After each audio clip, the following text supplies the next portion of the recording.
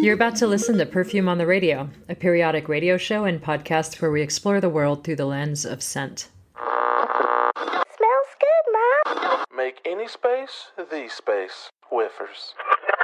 Do you suffer from scent aesthesia? This is Perfume on the radio. Tune in, it's just a stereo. This is Perfume on the radio on Lookout FM. You're listening to Perfume on the Radio on Lookout FM.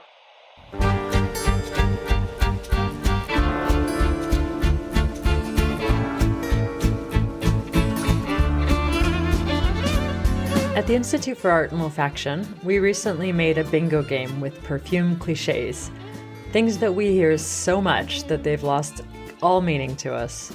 Things like, smell is tied to memory, and the smell of rain is called petrichor, or, hey, did you know that smell is tied to taste?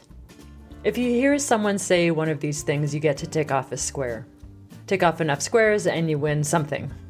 Not sure what that is. Retronasal olfaction, the process by which taste and smell are connected, is one of those sciencey terms like olfactory bulb or aromatic compound that people bring up at cocktail parties. It's just obscure enough to wow the people. It's just common enough for people who know to be like, dude, this is so obvious. And yet, like many things that people say so much that they've lost all meaning, sometimes we roll our eyes about obvious things without, in fact, knowing very much about them at all. A little knowledge is a dangerous thing. So I did some research. Allow me to explain retronasal olfaction. First, let's discuss orthonasal olfaction. This is what happens when you smell through your nose.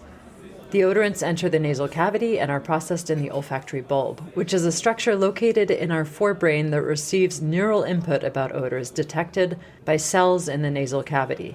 These olfactory receptor cells have axons that extend directly into this olfactory bulb, whose job it is to process information about odor. So that's orthonasal olfaction. Now let's talk about retronasal olfaction. Retronasal olfaction is the perception of odors emanating from the oral cavity during eating and drinking. Put simply, this is a sensory modality that allows us to perceive flavor. According to Wikipedia, and gosh, do we love Wikipedia, the food psychologist Paul Rosen was an important character in the drive to map the role of retronasal smell in flavor. In addition to being considered a world leader in the psychology of disgust, he achieved distinction in the study of flavor perception with a 1982 experiment in which he asked participants to recognize smells. First, they identified smells through orthonasal perception. If you don't remember, that's nose smelling. Then they were asked to recognize smells through retronasal perception, mouth smelling, for lack of a better word. He found that the participants were drastically less able to recognize the smells retronasally, which sounds kind of like a bummer, except that the result of the study proved that there are two distinct ways in which we smell. Smell, in other words, is a dual sense. A great example of this, according to Rosen, is Limburger cheese. Stinky and repulsive to most people's noses, it is nonetheless pleasant to those very same people's palates. Today's episode of Perfume on the Radio is about food and smelling. We're quoting some literary giants, Camus and Hemingway, and we're calling it the Moveable Feast. My name is Saskia Wilson-Brown, and I'm excited to give you a taste, of smell. Let's get started.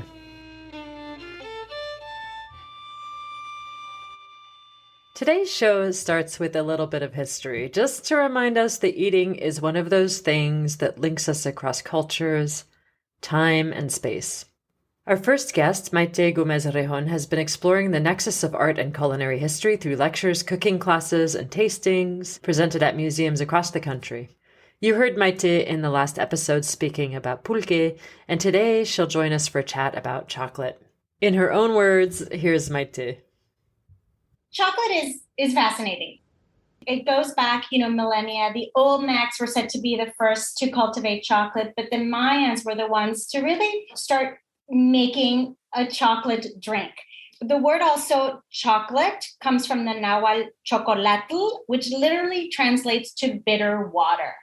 It was consumed as a drink first by the Mayans hundreds of years ago.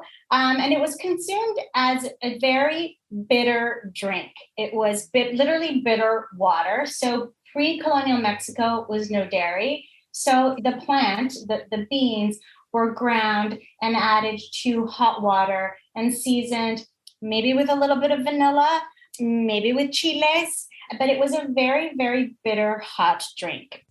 There's so much religious significance, related to chocolate. The trees are a metaphor for spiritual transcendence, and from the roots to their canopies, they represent a connection between the underworld, the physical world, and the heavens. And the Mayans believed that the first tree that ever grew was a cacao tree. Because it was just had so many religious connotations to it, it was a drink that was only consumed by priests and nobility. So the regular, everyday people would not drink it. They really just couldn't afford it. The cocoa bean was considered a literal gift from the heavens. And the cocoa beans themselves were actually used as currency. Ice cream in central Mexico, ice cream was a luxury. I mean, there were these luxury merchants called huachtecas that would climb up to the volcanoes that surround modern-day Mexico City to bring back snow, which was then flavored with fruit. And if you had 20 cocoa beans, you could buy a cup. Wow, that's fascinating. It's fascinating. If you had, 30, you could buy a small rabbit. If you had 1, you could buy 5 chiles. If you had 65 of them, you could buy like a little cotton tunic. So of course, during the conquest in the 16th century, chocolate was money, so when it was taken back to Europe, it was, only consumed by the aristocracy, and it was kind of guarded. And it was when it was taken to Europe that it completely changed. I mean, in Mesoamerica, it was a bitter drink, and it kind of arrived Europe around the same time as tea and coffee, right? So these are, there's caffeine, they're intoxicants, right? In a different way. And they kind of wake up Europe from this sort of buzz that it's been under for the entire Middle Ages. Wow. But these are bitter, bitter drinks. So what did the Europeans do? They added sugar to it to domesticate this exotic. So it slowly over the centuries began to change. It first arrived in Spain, and the Spanish started adding hazelnuts to it and cinnamon and sugar to it. Eventually, it made its way to Italy, who started experimenting with orange and jasmine. So just adding these different flavors to it. And it wasn't until the 18th century that the French started adding milk to it. But still, it wasn't until the 1800s that people started eating it. It was a drink up until 200 years ago. That's the only way that people would drink chocolate. Wow. So with the addition of sugar and milk, it clearly has evolved quite a bit because we primarily consider chocolate as a consumable, like it's a food, it's drink too, but it's mainly, I consume my chocolate in bar form, you know what I mean? So, yeah. But then there's also been another evolution that I know we spoke about briefly, which is GMOs. Like how have the GMOs impacted chocolate production? Yeah, well, it's interesting now because chocolate is native to Mexico, and it has so many, just religious symbolism and all of this. And same for corn, right? This is the birthplace of both of these ingredients. But with colonization and more recently with the introduction of GMOs and with all of these trade agreements, they have really devastated the land of Mexico.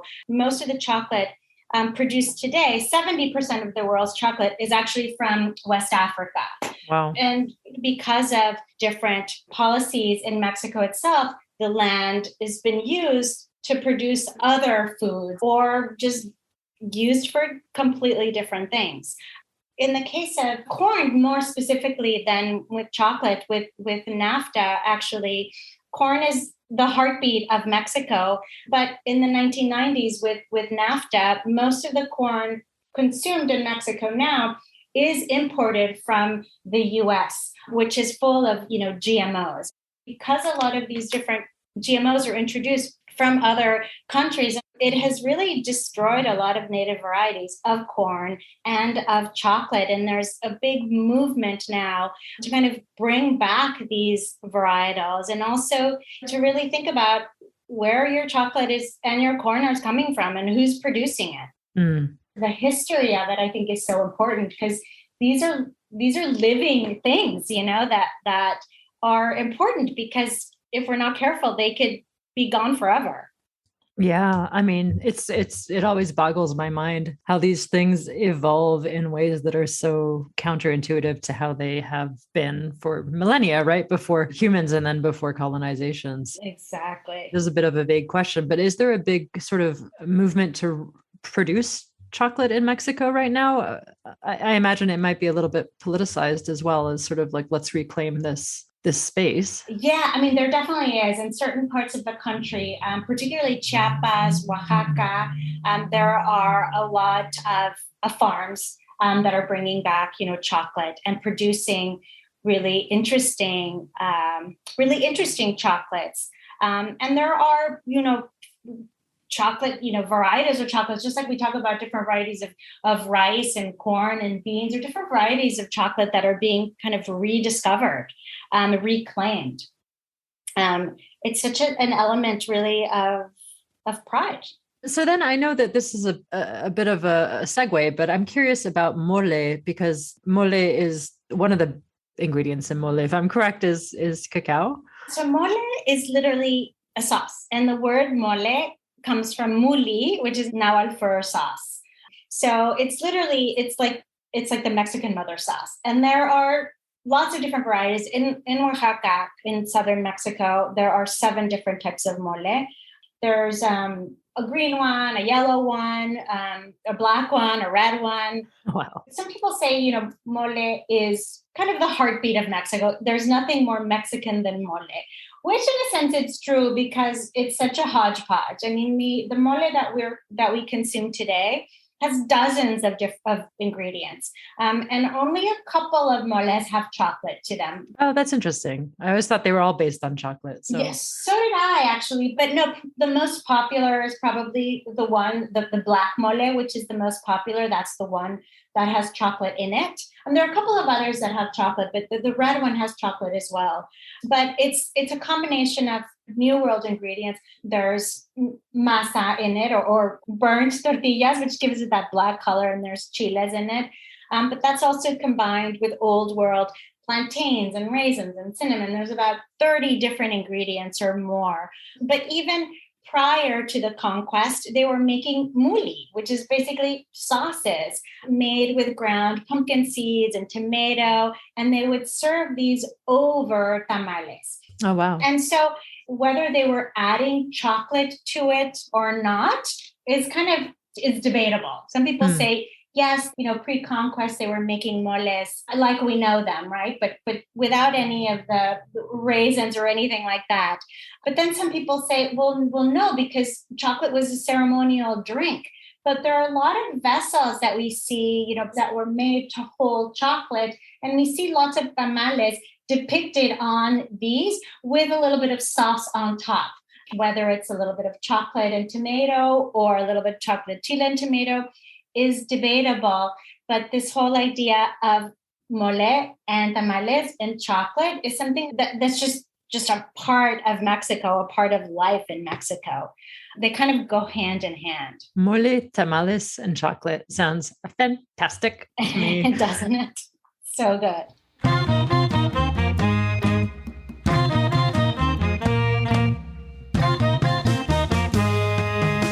That was Maite Gomez-Rejón, and you can learn more about this remarkable person at artbites.net. Our next guest is Betty Hallock. Betty was the deputy editor at the LA Times award-winning food section and has worked as a staff writer and editor at Los Angeles Magazine and at the Wall Street Journal. She's co-authored several seminal books about cooking and joins to her interest in food a thriving perfumery practice inspired by the scent traditions of Japan and the south of France. I started our chat asking Betty how she connected smell and taste, and if for her it was an easy connection to make. Here's Betty. Yes, it is a very easy connection, and yet it was something that took me decades to realize. I was always interested in flavors, taste, food, I knew that my sense of taste was extremely important to me. And I knew that smell had everything to do with flavor. And still, I think I took for granted my sense of smell. I had worked on a couple of cookbooks, and I was introduced to Mandy Aftel when she wrote The Art of Flavor with Daniel Patterson, a chef. And they asked me to moderate a panel talking about their book. And the book was eye-opening. It was a cookbook, but it was more than just about recipes. It was about how to combine flavors.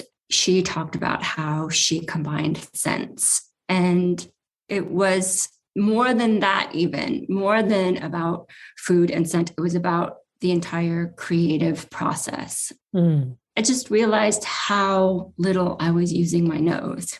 And I ended up taking a class with her, and it was even more mind-opening. I became interested in blending and exploring all the scents that I knew through food in a practice rooted in perfumery. So I put on this dinner with Emily Lemie of Boda that centered around combining certain elements of scent. And we provided everyone with vials of scent materials that went with the food course and a beverage pairing. It was Campachi with peaches and a Peruvian leche de tigre for that fruity and lactonic aspect of peaches, and had a little coconut and a melon-infused sake that also introduced sort of this marine aspect. And it was great. It was just about being mindful about what we were eating, what we were drinking, what we were tasting, what we were smelling. That's so cool. And so in that dinner, I mean, it sounds like you were sort of doing pairings that were meant to bring out aspects of the food or the smell. So were there any moments within those pairings that you found that scent could subvert the gustatory expectations? Or were you hoping to find harmony, I guess? We were exploring harmonies, but there's also, I think that happens a lot, actually, when we smell something and it influences the way we taste in unexpected ways. I think with vanilla, for example, we always associate vanilla with sweet, even if we aren't eating something sweet. If you smell vanilla, I think something will taste sweeter. There have been studies about, if you smell something like caramel while you're eating something sour, it will taste less sour.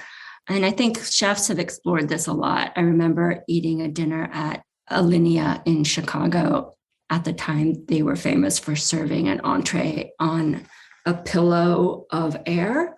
The entree would come on this pillow that they would pierce and deflate. And as it deflated, this nutmeg air wafted. Cool. No kidding. Yes. Really fun, really playful. And the funny thing is, I don't remember the entree, but I remember the nutmeg air. Wow. That's really fascinating.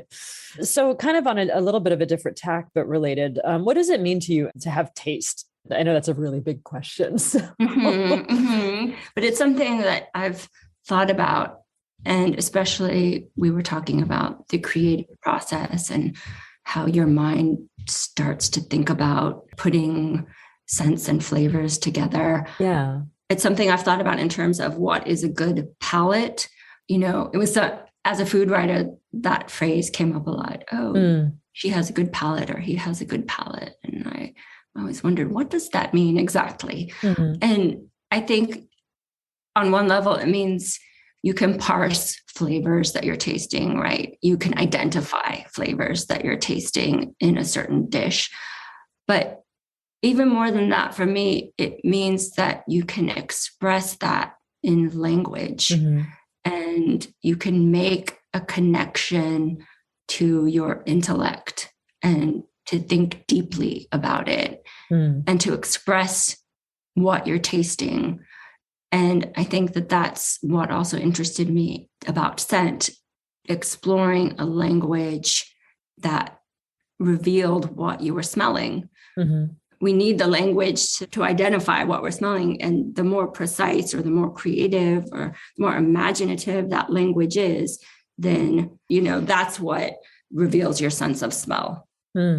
We've talked recently, and you were mentioning that when you were first coming to working with smell, the language you were sort of falling back on was the language of food. Mm-hmm. And you were sort of looking for scents that illustrated your interest in food. Is that something that's changed for you as you've gotten deeper into perfumery? Do you still like to work with that connection? I do. Definitely, my understanding has become much deeper because I now know, some science behind it, what molecules I might be smelling. Mm-hmm. But I do fall back on food a lot. I make a lot of connections between food and scent. Mm-hmm. I'm part Japanese, and I grew up loving ume, which is a Japanese sour plum, and shiso and cucumber. That's sort of a classic combination in sushi cut rolls, and which was my favorite food. And even now, those are the scents I love. Mm-hmm. The plum is a little floral and has that stone fruit almond aspect, and shiso is the sharp, pungent herb. And I love the watery, marine-like cucumber. So those are scents I gravitate toward, and it's still a language I use. But I'm also thinking about something that I read. I think Jean-Claude Ellenas had said something like, and I hope I'm not misquoting or misattributing, but, scents that smell like food are lazy. Oh, interesting. Because we all know food, and maybe it is lazy, but I still love it. And I grew up when Angel was big. Yeah. And I loved all of those sort of French baby perfumes that smelled like almond and vanilla and bakery scents. Yeah. Growing up, I thought that perfumes came out of some giant spout from a machine somewhere. Yeah. I didn't know what a perfumer was until Frederick Mall. And I fell in love with a scent from L'Artisan called Jour du Fête. And it was an Olivia Giacobetti scent. It smelled like candied almonds. Mm-hmm. It smelled like dragées. And so I do still connect food very much so with scent. And I can't help that food is my background, and that, I will always say, oh, this reminds me of, cumin or cinnamon or vanilla, all the food scents we're all familiar with. Yeah. Well, I mean, I've had to define perfume for myself a couple times over the years. And one of the definitions I've come to is that perfume, in quotes, is a combination of aromatic molecules for a predetermined result. And one could argue, and I'm curious about what you think, but one could argue that a food dish is, or could be theoretically defined as a perfume if the chef is considering smell, above maybe taste or in addition to taste. I mean, what do you think about that? Do you think perfume has to be this liquid in a bottle? I mean, do you think there's a way of rethinking how we approach it? I don't think that perfume has to be a liquid in a bottle. And now that you say it, I do think that, that air is perfumed. There are volatile molecules that have been put together in a formulated way on the plate. And all of those things together, smoky notes and peppery notes and other spicy notes, herbal notes, floral notes, all of that comes together in the same way that it would for a perfume or an incense. Mm-hmm. Yeah. Well, there we go. Yeah. So we have ascertained that Jean-Claude Ellenas, whoever said that, was incorrect. Do you have a favorite spice or something that you think is interesting in some way, or unexpected or weird or even painful in excess, that maybe our listeners might be interested in discovering from an olfactory or gustatory perspective? I do have some favorite spices, and they're probably familiar, but I do love coriander seed. Coriander seed, I think, is surprising because it doesn't taste at all like the part of the plant that maybe we're even more familiar with, which is the leaf, which is cilantro. So, very soapy, and a lot of people hate it. But the seed is entirely different. And I love it in food, when it's toasted, especially. It can be overpowering. Mm. But that's what I love about it is when you eat it in a sauce or in your food and you come across one of these seeds and it pops in your mouth and it's this explosion of scent, sweet and floral and woody and peppery. And I think the surprising thing about coriander is that I believe it contains geraniol. So there's that rosy aspect. I love it in perfume too. But again, if you have too much of it in your food, it's no good. Eating coriander seeds, mouthful of coriander seeds, that's definitely something I wouldn't want in excess. Well, cool, Betty. Well, thank you so much for your time. It was really a pleasure. I love talking about it. Thank you. Thanks for having me. That was Betty Hallock, who you can learn more about at bettyhallock.com. That's HALLOCK. We're joined now by Jude Stewart, who writes about design and culture for Slate, The Believer, Fast Company, and Design Observer, among others. She's also a contributing editor at Print Magazine and the author of several books, most recently Revelations in Air, which explores the world of smelling. Stewart lives in Chicago, and we had a whole bunch of topics to pick from, but we settled on truffles. I started our interview asking her something pretty simple. What the heck are truffles? I know. I kind of had the same question myself because I knew when I was writing this book, okay, I had certain things I wanted to approach, from a culinary perspective or, perfume ingredients, and truffles was sort of always on the list. But I had the same question, which was like, what are they? Technically, what they are they're fruiting bodies that come off of the roots of certain trees. So the spores of truffles will nestle their way into the roots of trees like oak and beech and birch, a couple other types. And then, when conditions are right, they will fruit. What we're eating is literally a fruit that grows off of the roots. So it grows underground and has a season in which it, finally kind of comes to a ripened state. So not fungi. Not fungi. I mean, they're similar in the sense of, of being sort of underground and having a lot to do with root systems. I mean, it's a really interesting relationship that the truffles have with the tree. So I guess these trees often grow in like kind of nutrient poor soil. Specifically, it doesn't have a lot of nitrogen in the soil. So like clay and chalky soil. And so the truffle is there and it creates this large network of very fine roots. And those become a kind of nitrogen sink. And they attract bugs and they sort of stabilize the soil and make the soil useful.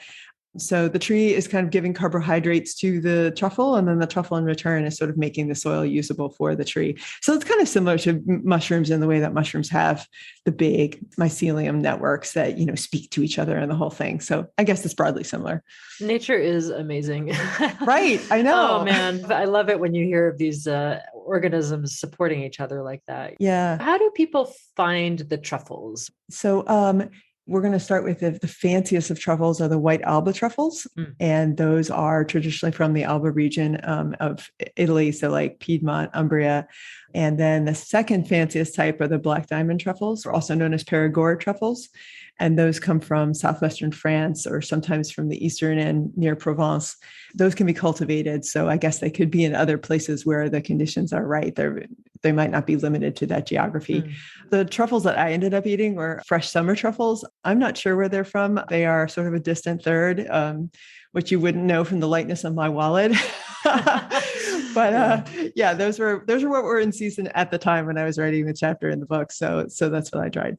So, and in the book you mentioned you have to use a special truffle shaving device or knife or something. Yeah. So it is like a really flat kind of a shaver. I mean, I'm not a carpenter or anything, but I imagine that you ever seen anybody take like a planer and then they take off just a very fine curl of some material, like maybe like a cheese slicer, actually. That would be a good comparison. So this thing had a super sharp edge.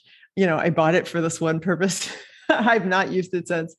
But that was, Saskia, part of what was really fun about doing this was like getting into the materiality of smell. So like I started with this idea of, okay, the smell of truffles, which is, something we've encountered in like truffle oil. Like you can add a molecule to any kind of oil and make it smell truffly. I looked up what that molecule is. It is bismethylthiomethane. Bismethylthiomethane. Okay. Right. And, so that's like a way to have truffled oil, but, to encounter the actual physical thing and like figure out how to shave it, figure out how to play with it. That was kind of the whole game for me. And I knew I was on it if I could smell really interesting things as a result. And I kind of knew I was off the track when I couldn't. So smell was like the guide through this process. I've heard, and maybe this is nonsense, but I've heard that often truffle oil just has that smell in it added, but it actually has no truffle. Is that correct? I think that's true. Yeah. I read that some versions might be, you might infuse oil by putting truffles in it for a little while and then take the truffles out. It's a legit form of infusion. That's how that operates. But I think you can really cheat and just put in that molecule and not have any real truffles. And in the end, it kind of works. If it smells like a truffle, then you have the experience of a truffle, I guess. I don't know. Sometimes that doesn't bother me so much. No, I agree. It's funny though, because when I was playing around with my truffles, I had to buy this insane amount of truffle. And so I ended up just sort of doing all these reckless experiments because it was drying out and I'd paid for it. And so I ended up making my own oil. And I will say that it was like the best truffle oil I've ever had. It was better than anything. So in terms of the smell then, so we already talked about the molecule. How would you describe the smell? I was surprised at how much the smell kind of changed over time and how it led with this sort of very marine note. It had a very salty, kind of seaweedy, kind of like, when you have that sort of dirty stuff that washes up on the beach that's interesting and salty and wet and stuff. That was the smell that it kind of led with. And then, over time in our fridge, the smell changed. And then it kind of opened up and had this really properly mushroomy type of smell, which is why I ended up classing it in the earthy category. But it wasn't, when I think of regular mushrooms, it really feels like you feel like you're sort of eating the best soil ever, right? If you're eating mushrooms, there's something meaty about it. This wasn't really meaty. It almost had, just had a much like more vaulted quality. It really, my struggle to express it, it had a very three-dimensional quality. And that was another thing that was interesting to me is that, I'm not a perfumer. I'm not used to thinking of smell in a sort of really large structural sense, but this really insisted upon that type of thinking. And, and then finding all the different little notes inside this space that it opened up. But mostly that space was a very mushroomy one. I mean, okay. So you're not a perfumer, you just said, but you have thought a lot about smell. So if you were to, let's say, put on your, perfumer hat, and make a perfume with truffle, what would you pair it with? Like, what would be the smells that would supplement or complement that truffle aroma? Oh yeah. Well, it has a kind of floral and vegetal quality, like an herbaceous type of quality that I think you could draw out. I would think of that as kind of pointing upward in a sense, and then maybe pointing downward more towards the earth. I mean, I wonder how it would pair with something like musks or something kind of smoky, to bring out that aspect.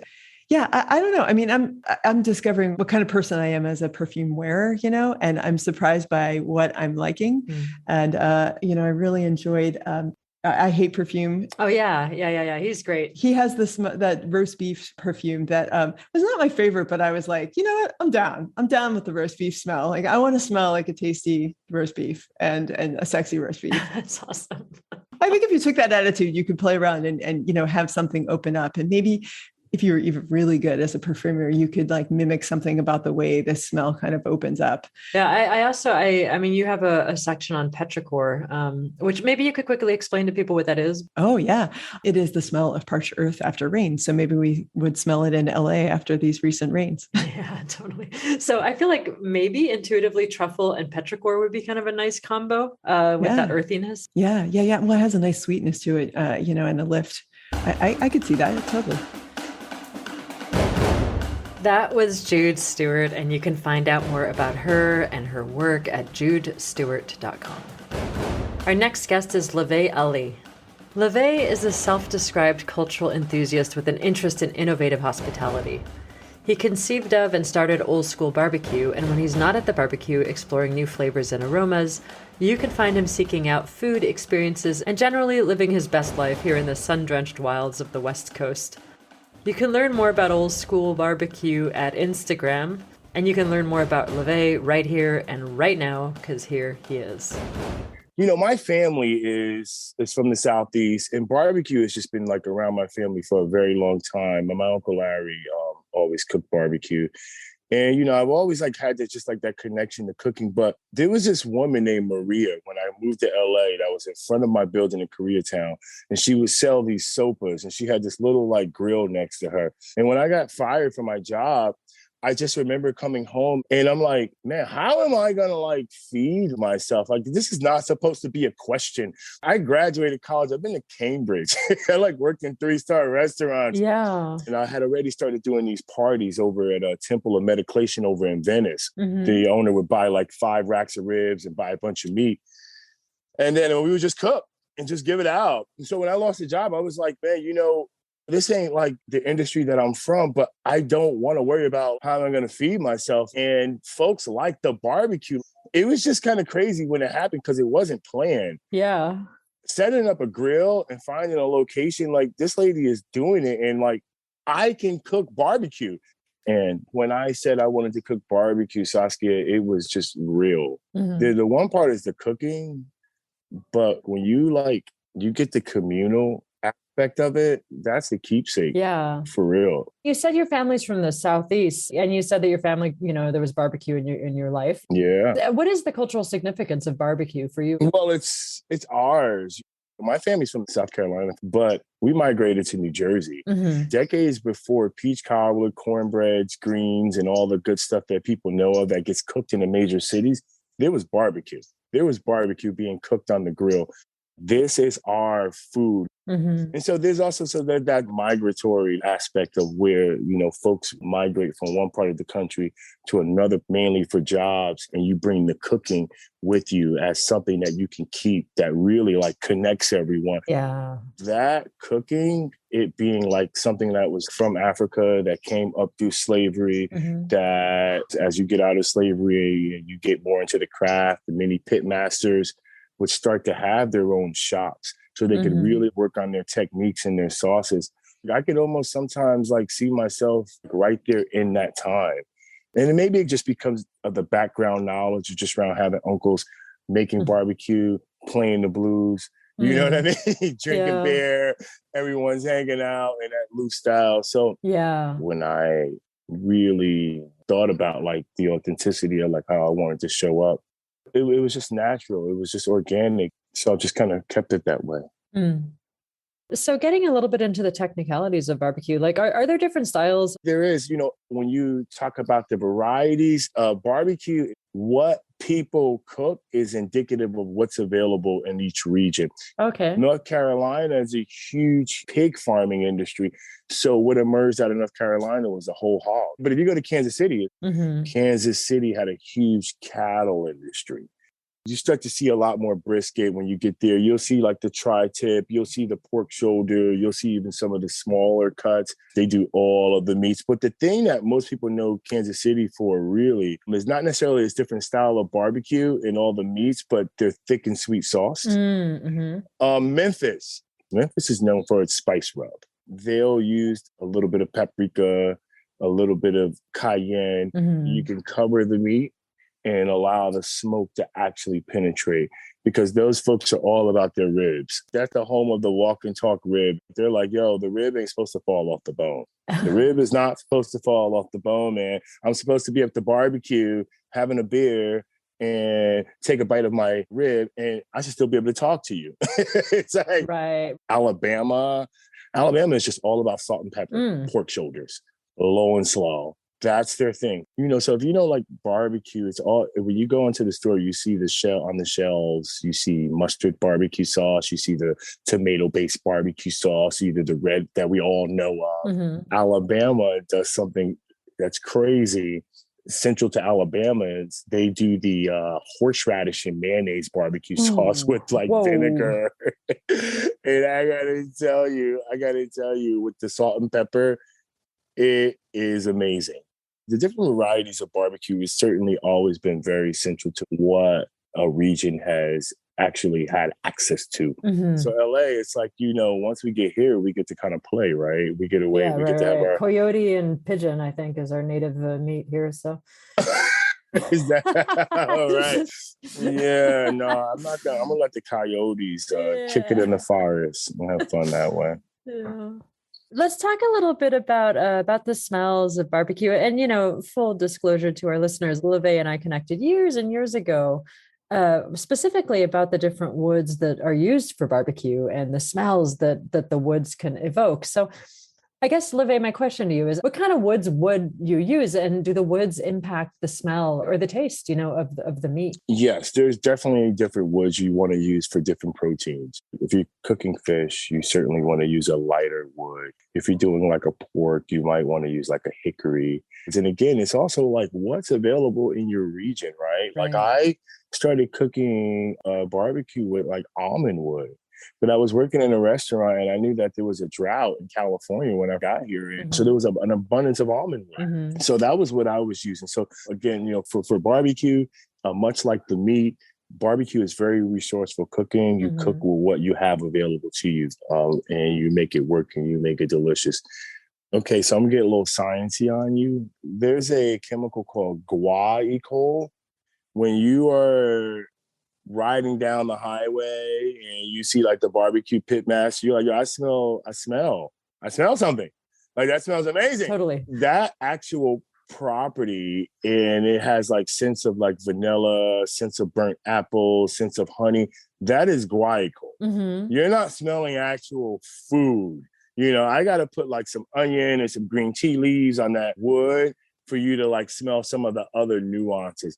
But that initial smoky flavor that gets us close to it is called guaiacol. And then there's another chemical called syringol. Okay. Syringol is the smoky flavor that you get. So if you like are having barbecue and people say, man, the barbecue doesn't taste as good when I heat it up at home.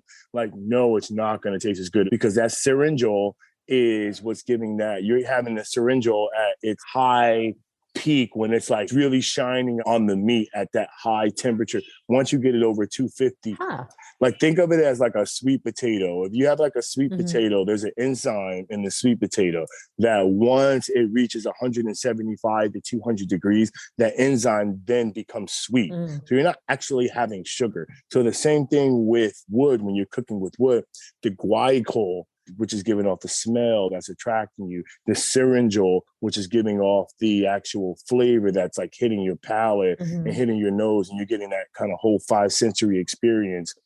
That's where that stimulation is coming from. Why that's important is because certain woods will help to color the meat and give a certain fruit flavor. For example, cherry wood used on pork, burnt at the right level, it can really create a beautiful red tint on the meat. Oh, yeah, I've seen that. Right. But I personally like to also just cook with wood, not only because it gives off those really great flavors, but it allows me to really cook the meat at a low temperature for a very long period of time without the food becoming bitter. Okay. And I also want to kind of add different nuances in terms of the aromas that you're getting. So if I want to punch it a bit and just really have that box carry home and you still smell that, I generally put like something like mesquite in it. I know when you leave, because of the science, syringol, that level is going to drop a bit. The guaiacol, that's no longer going to be present because you're not like smelling wood anymore. So I might use a mesquite on the end that will still create that aroma and that essence of barbecue so you can enjoy it later. Wow. That really is a science, isn't it? I mean, it's pretty amazing how controlled you are over the materials of barbecue. Yeah, you are taking care of wood. I generally work with wood that's been dried for about 6 months or more, which really helps with the cooking time. And yeah, it's funny. People always say, yeah, you make like the best barbecue. You make the best barbecue. And I say, honestly, I really try not to burn it. It's like I try to work with Mother Nature, and at the end of the day, barbecue it's a very primal kind of cooking. We as human beings have changed very little. What we do with fire, what we do with wood, those things don't really change. And so creating the space and carving out the time to be with the meat and to really serve it at that level. And then, when you got a mom standing there with her kid and she's like, He loves the barbecue. This is so good. That's cool. That's why I like being of service too. Like I do the farmers market because it's that spirit of service, that community, that interaction, cooking it on the pit and getting you as close to the real experience as I possibly can do on a Sunday for the hours that I'm there for you know. So. Well, I mean, that's awesome. LaVay, I really want to thank you for taking the time to talk about all these details with me and sharing a little bit of the science and smells and knowledge behind what you do. Yeah, absolutely. Yeah. Old school barbecue. BBQ.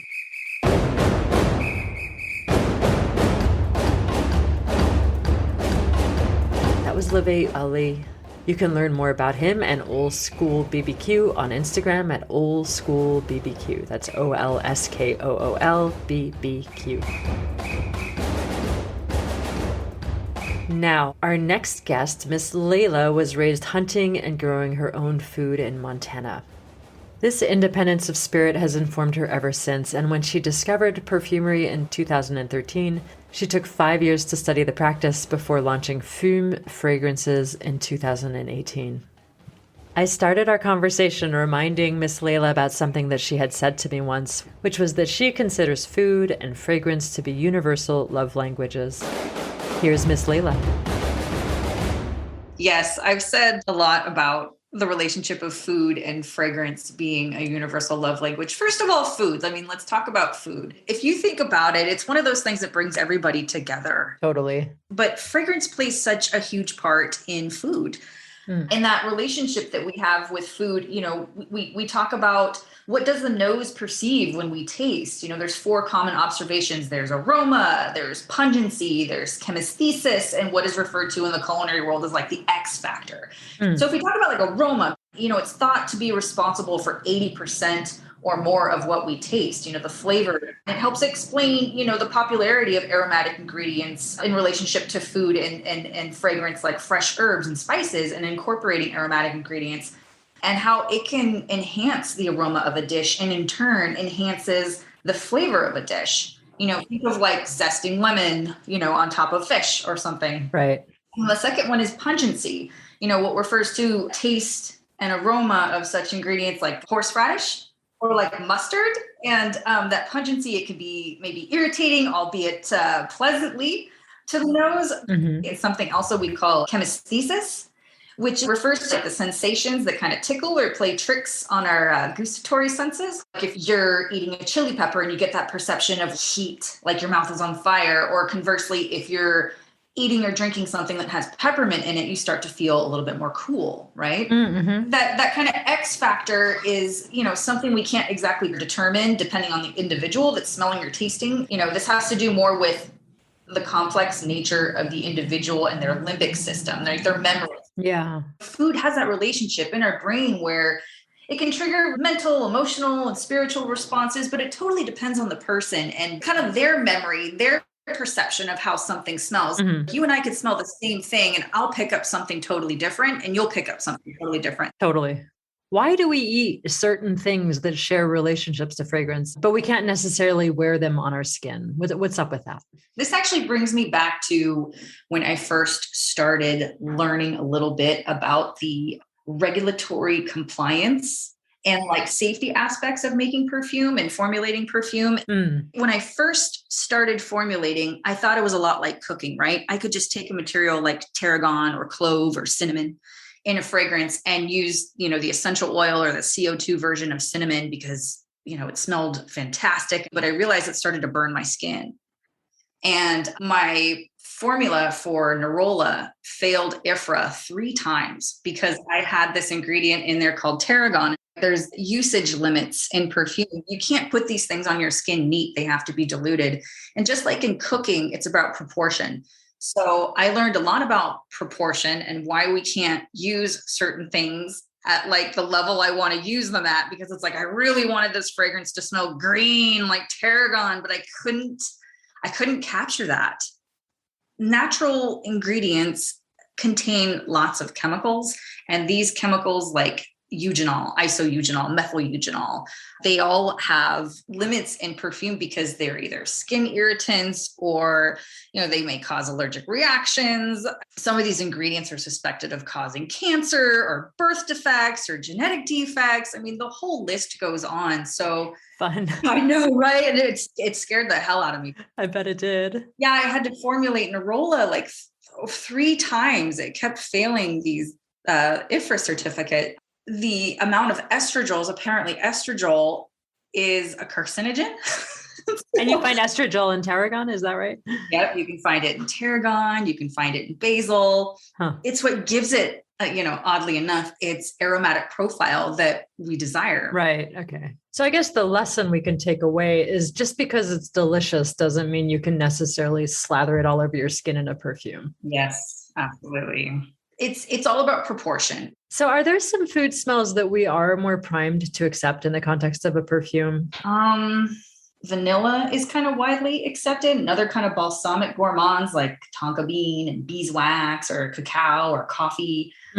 Fruity gourmands have become very popular too. I feel like since I was a teenager, fruity gourmands have been popular, like cucumber melon was really huge in the 90s. Oh, yeah. But more recently, I'm seeing like an uptick in the desire for clean gourmands like fig and tea, cucumber, tomato, melon, pomegranate, berries, and like tropical fruits and citrus too. It's really interesting. I think with the access and the knowledge that we have to perfumery and perfume materials, that we're seeing a great change in chemistry too. And just with technology, like the beauty of isolates have really transformed the fruit and foodie kind of concepts. They're starting to play starring roles as opposed to accent characteristics of a fine fragrance. Maybe you could quickly, like in a couple sentences, explain what an isolate is.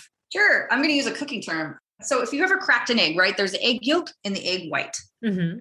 When I separate the egg and I take the egg yolk from the egg white, that happens on an isolate level. So you can isolate the yolk, and just like you can isolate the smell of banana, which is isoamyl acetate, right? You can take that right out of there. And so you're going to have that banana smell.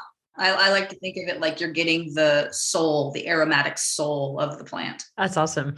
So you talked about sort of food smells that we are more primed to accept. Are there some that you think haven't yet been sort of explored fully in fine fragrance? I'm thinking, for instance, meat smells. Oh my God. It made me think of like, those novelty perfumes that came out where it's like, hey, she can smell like bacon and her man's really going to love her. You know what I mean? Like they had bacon fragrances and pizza fragrances. And then Yeah. I can't get around that. I can't. Probably you're not alone. I mean, you don't often see like a roast chicken accord in a fine fragrance, for instance. Yeah. Think about cheese. Would you want to smell like a certain cheese? Good point.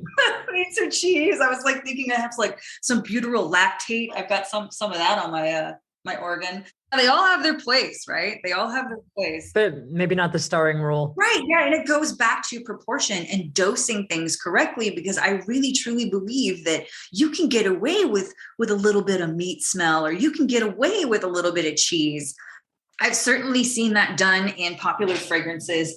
Dries Van Noten by Frederic Malle. That one has this ingredient in it. I want to say it's sulfurol. And sulfurol by itself kind of has this buttermilk, butter, and milk facet to it. So it's a bit sour. It smells a bit like popcorn. And they did this beautiful way of tying it into a fine fragrance where I think they were trying to accomplish some sort of shortbread or biscuit aspect to the perfume. And it's really well done. So again, just like food, fragrance works in proportion. And I think that you can use pretty much anything. So is there any room for growth or a change of perspective? I mean, with that in mind, like, for instance, truffles, and I'm asking truffles because you made a scent with truffles in it. So how do you change people's perceptions about the idea of wearing the smell of truffles on their skin? Yeah, that was an interesting perfume. I was commissioned to do a fully edible mushroom perfume for a chef in Los Angeles. His name is Dirk Herman. He's the owner of LA Fungi, and he's a mushroom freak. So anything mushroom, he wants to smell like it. He was like, I want you to design a fragrance for me. I want to spray it on my pillow, and I want to smell mushrooms when I go to bed. Wow. I've never met anybody like that. And of course, he and I became fast friends. And I was like, I need to know more about all of the mushrooms you think are beautiful. So I was calling Perfumer's Apprentice, and then like a month later or something like that, they're like, hey, we got a material focus for you. Will you do truffle in a fine fragrance? If you've smelled truffles, they have a whole bunch of different facets to them, right? One of them is kind of like this buttery garlic note. It's this incredibly savory, decadent experience that you get. And I kept creating accords with garlic in them, with garlic oil, because it was like the truest mushroom, and I'm all about authenticity. Right. I was going for different truffles too, because they actually sent me a truffle. It was really cool. Wow. Saskia, seriously, no matter how low I dosed the garlic oil, it smelled like I had just eaten garlic for lunch when I put it on my skin. It's no joke. It never goes away. It's really something. Like nobody would want to smell like that. So I had to like totally rethink the way I experience mushroom in a perfume. And really it kind of just boils down to getting creative, using things in the right way. You talked about proportion, and like food, using powerful ingredients to accent like a fine fragrance rather than have it be dominating. That was Miss Layla, a perfumer and lover of food based in California. You can learn more about her work at fumfragrances.com. That's FUM fragrances.com. Our last guest on today's show is Sean Raspet.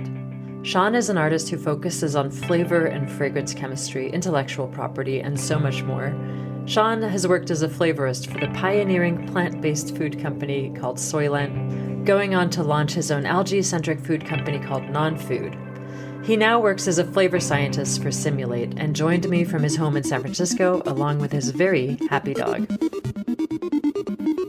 As an artist and as a flavors person, what do you see happening, broad strokes in flavors, that sort of excites you right now?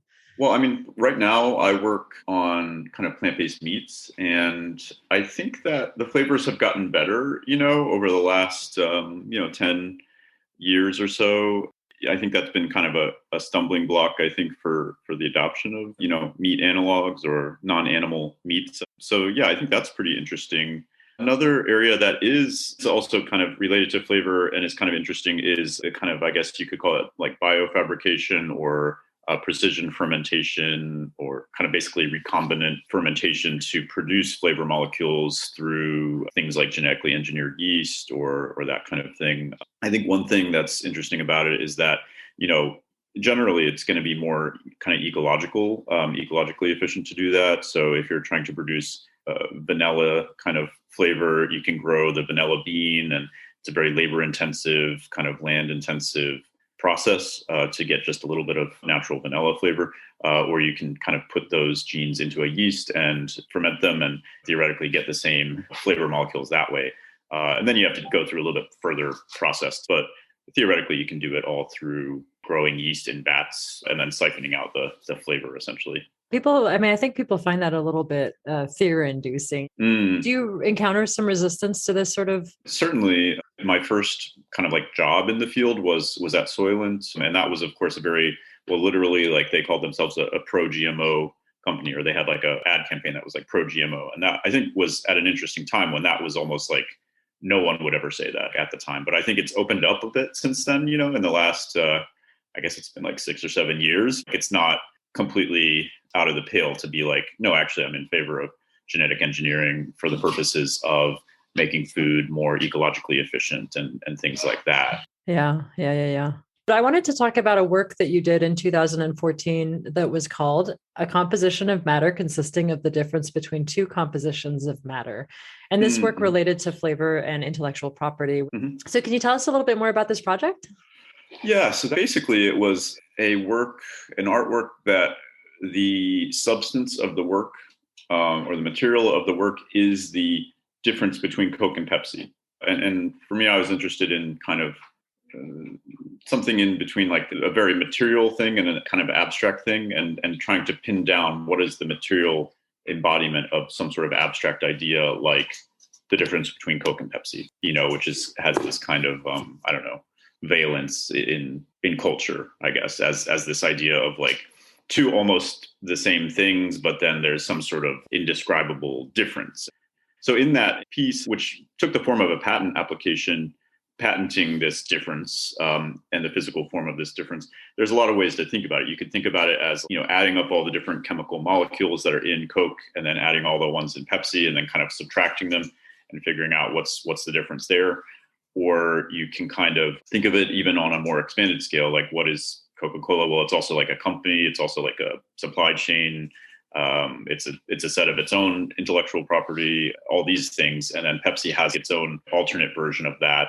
And then if you were to somehow take these two giant infrastructures and subtract them from each other, then you would get this third object or something. It sounds very abstract, but that was the kind of the idea. And that was what was interesting to me about that project, was kind of going into those details. And within that kind of patent application, there's all sorts of specific details or ways to theoretically calculate what this difference would be. So it wasn't just flavor then, it was like flavor and infrastructure and...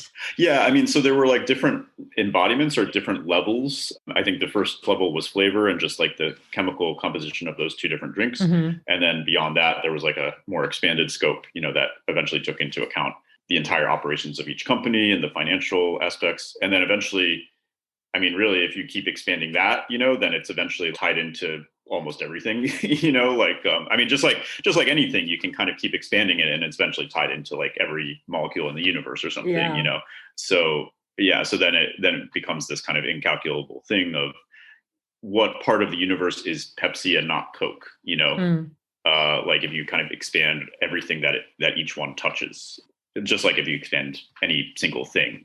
So it was kind of along those lines, trying to kind of articulate what form would that take. And were you able to articulate it in a way for yourself? Like, I mean, did you draw some conclusions? Yes and no. I mean, I think it's, there's so many questions about how you calculate it. I think basically the frame of how you calculate it determines, what you get. Yeah. And there was probably like 10 or 12 different versions of what this different embodiment would be. But more specific to like flavor, basically what I did there was, I used a gas chromatograph and I kind of analyzed all the different flavor molecules. And then I also reverse engineered the general formula in terms of the different corn syrups and the sugar ratios and all those kind of things, and figured out what the difference is, just on the kind of material drink level. It's amazing because, I mean, of course, it's so, I mean, Coke, like the Coke formula, for instance, is so famously secretive. And, did you encounter any trouble from Coke and Pepsi? Oh, I mean, I don't think the project made its way to their awareness probably. But actually, one interesting thing that did come about was that, so I was filing a patent and I did have somewhat of a knowledge of like how to do that. And I'd read a book on like how to do that, yourself, basically. Obviously it's a kind of complex process, but I was reaching out to like different attorneys to try to get, like some assistance, and I went through like volunteer lawyers for the arts. But what I found was when they would put me in touch with attorneys to help with this, art project essentially. And they were initially interested, but then when they found out that it was Coke and Pepsi, then they didn't want to take on the project, because if they, essentially by taking on the project, they would be, representing me technically. Right. And so if they're representing me as a client in relation to Coke and Pepsi, then they can't, their thinking was that they couldn't then represent either Coke or Pepsi. And that's obviously a much bigger, financial impact to them versus like this one artist's project. So, so in that sense, even without interacting directly with Coke or Pepsi, there was an effect. Lawyers wouldn't want to take on this project, basically. Oh, that's so fascinating. Generally, in your experience, do you find that there are trends in flavors, and how do you, as an artist or someone who's sort of pushing the envelope, as it were, relate to those? I mean, there's definitely trends, but what I think about when I think about flavor trends is more like these kind of like pamphlets or like PDFs that like different flavor companies like put together that say that there are trends, and then maybe that creates the trend in some part, as well. But that's so funny. Yeah. Like I remember one trend was like kind of bitter flavors. That's definitely in like a flavor company pamphlet that I saw. I think the idea was partially that in health foods and like elixirs and like the kinds of, these kind of like high end, perceived as healthy kind of foods or nutraceuticals, if they taste sweet, then people don't like them. If they taste good, or in the traditional kind of sense, people don't like them. They want them to be a little bit bitter because that implies that they're effective or have some sort of medicinal or active property. And so that was an interesting trend idea. There's been definitely like other ones, but I hear about them, but I don't necessarily see them on the market as having like a huge effect on like what you see on an actual shelf. A flavor company might be saying like this is the trend this year, but you won't necessarily see any evidence of that on an actual grocery store shelf. But maybe you will online and just with more like online brands, I suppose. So, I mean, you've worked as a flavorist, as you mentioned, for Soylent, and now currently you're working as a flavorist, if I'm correct, for Simulate. So is there any work that you've done specifically that you find particularly something it sounds cheesy, but something you're really proud of, or something that you did that you're like, oh yeah, this is dope.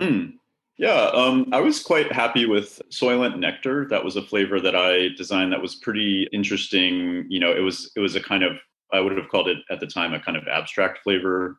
I mean, most flavors are representational, or like it's like if it was a painting, it would be trying to create a realistic scene of something, like whether it's a strawberry or something else. But at that time, I was pretty interested in flavors that don't have any sort of specific referent, but it's just they're made of the molecules that they're made of. But this particular flavor was that, but it was also a synthetic version of a honeybee pheromone. So it basically, theoretically, if you sprayed it into the air, it would attract honeybees. So cool. Yeah, and that was the flavor. And they released it, and so that was pretty cool. I think it was also kind of a polarizing flavor. Like some people really liked it and some people really didn't like it. So that was also interesting to see, because I think a lot of flavors, a lot of companies especially, obviously they don't want a polarizing flavor, but Soylent at the time was a different kind of company. I think you could say, hence the billboards that were like pro GMO at back in like 2016. Yeah, I remember. And it was quite polarizing, if I recall. Like people were like, this is crazy. The future is scary. Yeah, totally. And especially in LA, because LA 2016, I don't think hardly anyone would want to say that they're pro GMO. But I mean, from a scientific perspective, and Soylent was, a scientifically focused company, there's lots of reasons to be in favor of that. At least in some contexts, like doesn't mean every single GMO project is good, or every single company doing that is good, but it's a technology that you can use for good things. But yeah, that was one that I was quite proud of. And later I co-founded a company called Non-Food, and we made algae-based foods. So we had this probably also kind of abstract flavor protein bar that was the main ingredient was algae. That was something I was very happy to have produced along with the rest of the team. And at Simulate, there's some products coming out. I can't say what they are, but of course, yeah, they're within the meat analog space. So some of those products are coming out in the next 6 months or so, and pretty proud of where they're at. That's cool. You mentioned a few minutes ago the idea of abstract flavors, and just in my own, in the perfume world, there's this sort of idea of wanting things to be natural, like this, or to be perceived as natural. My instinct is that it's similar in flavor. And you get these things like watermelon flavor, which when you actually taste the watermelon, it's got nothing to do with the watermelon, but our perception of watermelon flavor is typically these sort of candies, or at least Americans, of a certain age. So, true. I mean, how do you relate to that idea of abstraction and naturalness in flavor? Like, is naturalness something that can be pushed? Do you think there's boundaries to be pushed for people? And do you think people would accept it? Or meandering question, I'm so sorry.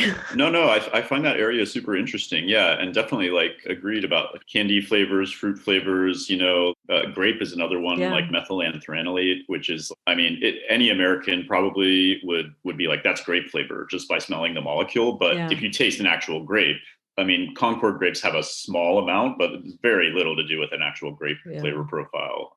Also, I'm a big fan of blue raspberry, because like, what is that? And it's a little bit raspberry, but I also just like that it's blue. It's just some other thing.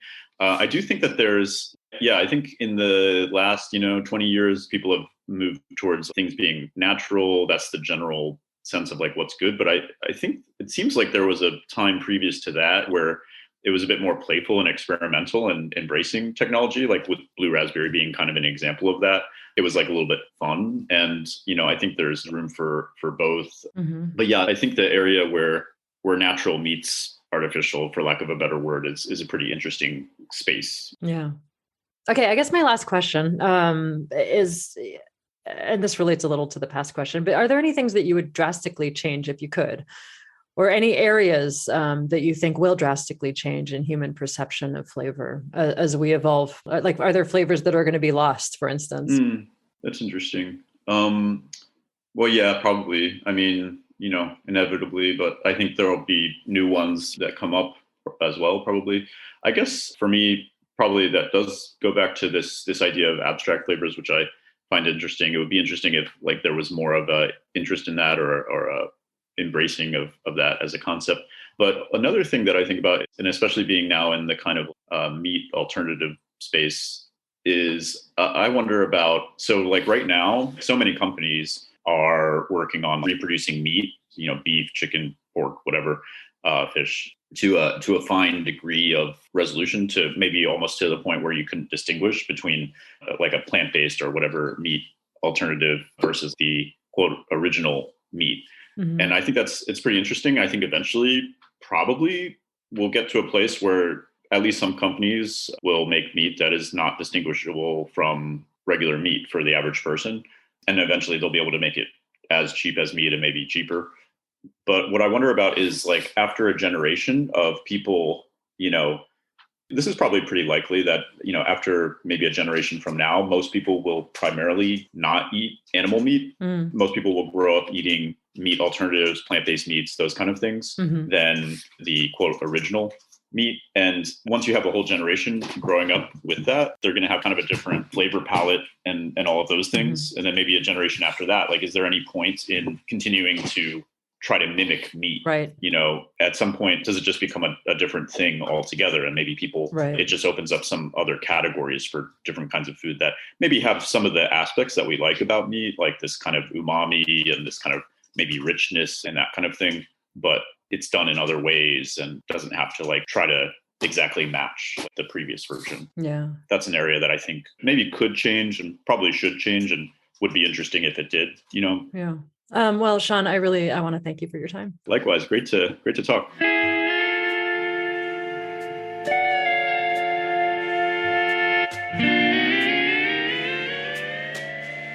That was Sean Raspet. You can learn more about his work at seanraspet.org. And that was our show, where we dissected and enjoyed some perspectives on the relationship between smell and food. You can learn more about our guests and find images and website links at perfumeontheradio.com. For our next episode, released in March of 2022, we'll go over to the feline side of things and explore how cats relate to smell, and how perfumers relate to cats.